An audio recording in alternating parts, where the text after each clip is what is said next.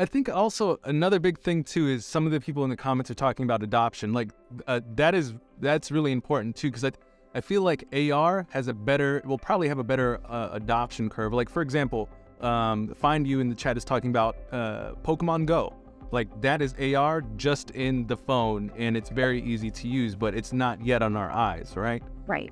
So like the conversations that you have with other people in the space, like by the way, I like the rooms that you're in, Kim. I like so jealous. Like I'm just like, damn, she's meeting like all the cool people doing like crazy ass things, and in many different ways.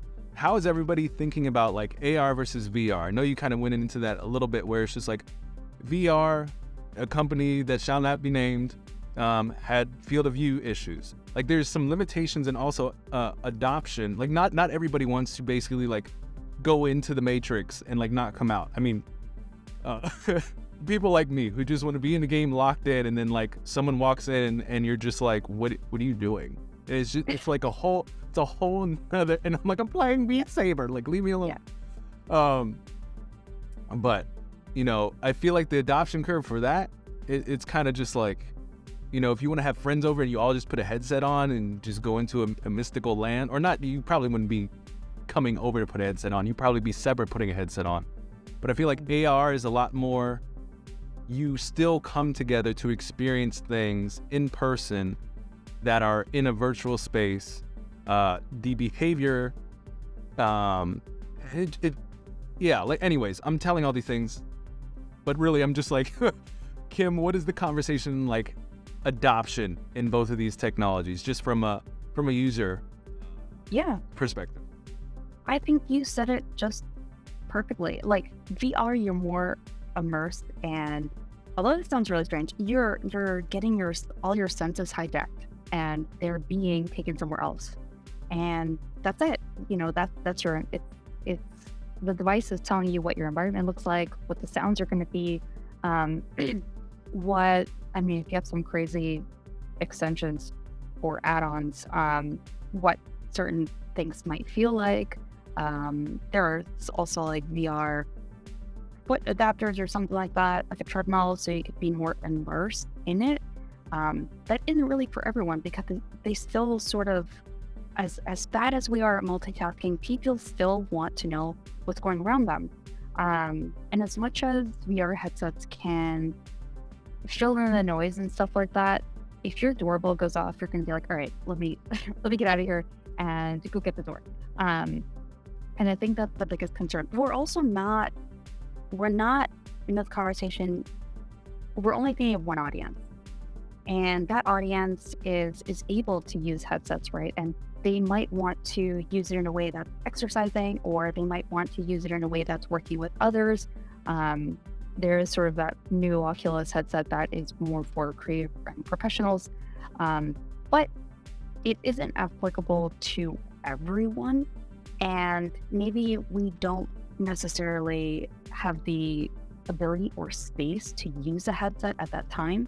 There are limitations with maybe where you are at in life, like certain accessibility issues are a concern for VR headsets. Although we've done a great job at thinking about accessibility so far, it's definitely one area that needs to be improved still. It's still growing, it's always still growing.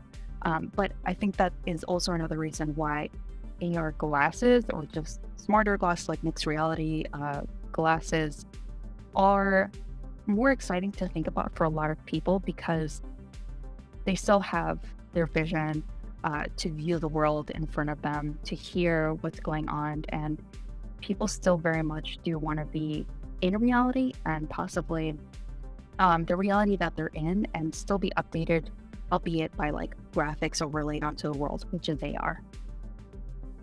Yeah, I think it will be, people will only, it's not until like we all have Neuralinks that we want to go into another reality, because I think that it will be easy. Well, I still think that would be probably like AR, right?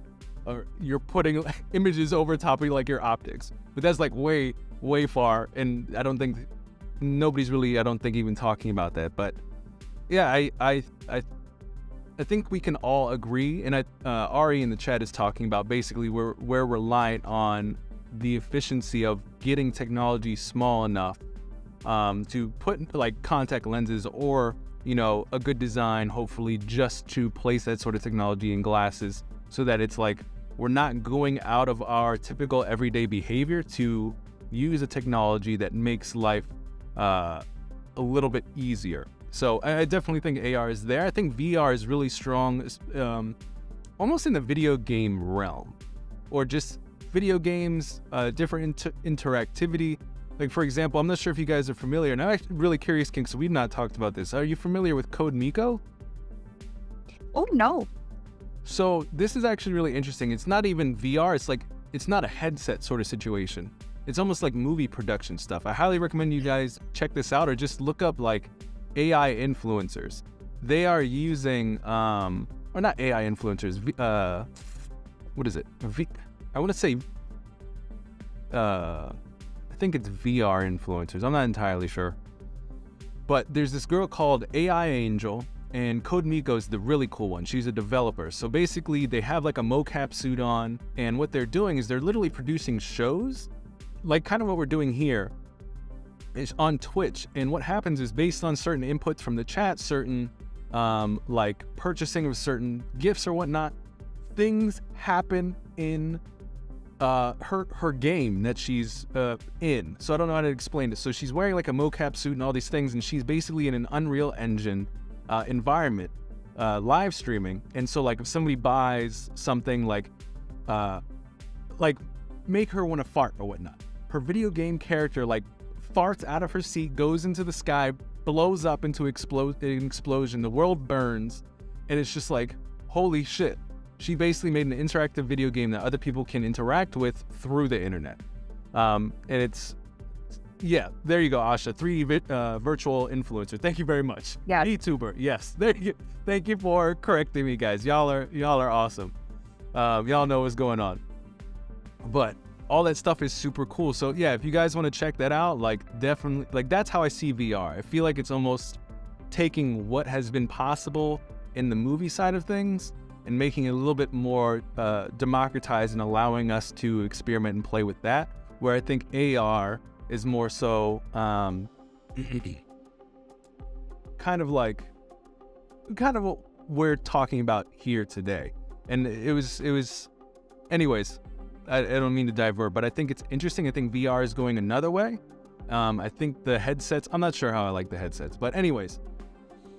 All right, sorry guys, you guys know I like to babble. I mean, you said it, you nailed it, VR is kind of like, if you're working with the VR headset, which I don't think everyone is, for most people that may be interacting with it, it's an entertainment, it's a form of entertainment.